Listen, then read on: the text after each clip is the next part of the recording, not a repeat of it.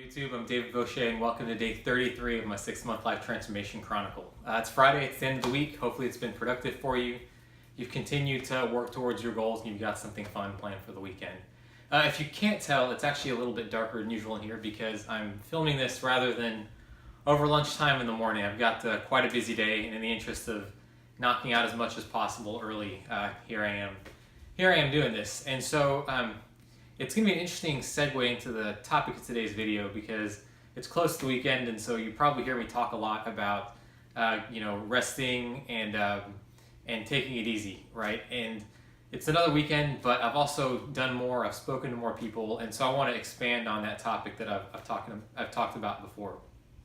So I read an article recently about an executive for one of these big, Silicon Valley tech companies, and the funny thing is it's a very technical field. Obviously, it's tech, but if you look at some of the trends and the fads coming out of there, raw water, the Juicero juicer, there's a lot of hot air as well.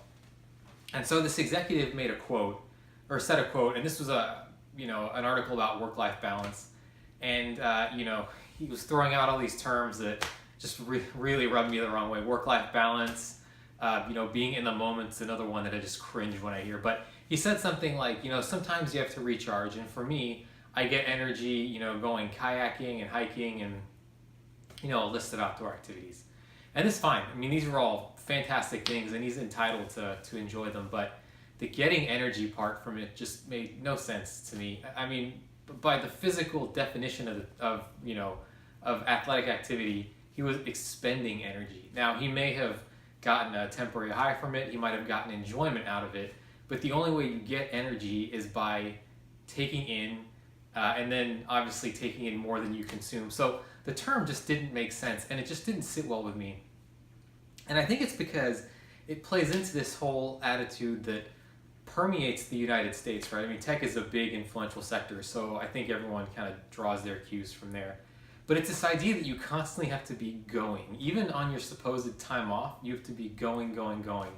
And I just don't buy into that. Now, here's where the anecdotes that I've picked up come into play. So I've been very fortunate to speak with a lot of business owners and small business owners and CEOs since this journey started. And here's 2 more data points for you.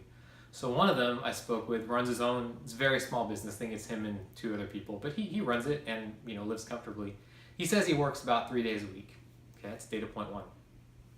Data point 2, another CEO works for a larger company. It's slightly in tech, but this is now on the east part of the United States.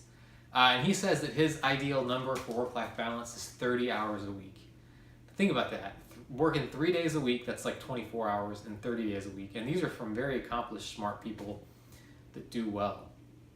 And even, when I speak to you, I hope the message comes across that I'm doing things, and I encourage you guys to do things and achieve things. But also, I want to take it easy. It is just not humanly possible to go on and on and on and never stop. And if you look back at the history of, mankind, but you don't even have to go back very much farther than that, the days originally were very well regulated. You did your work in the field, sun goes down, you're done. If you're maybe a little more fortunate, or as time goes on, you've got candlelight.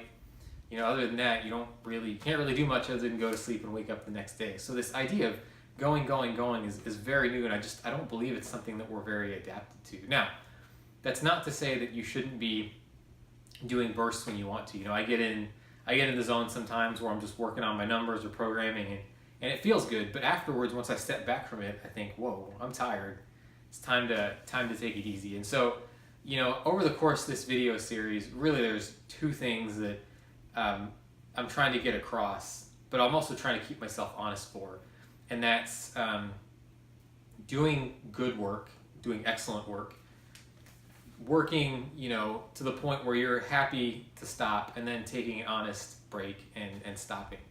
And the last thing I'll say, there might be people who watch this afterwards and say, if you're not working 18 hours a day, you're just not doing it well enough. And here's what I'll say.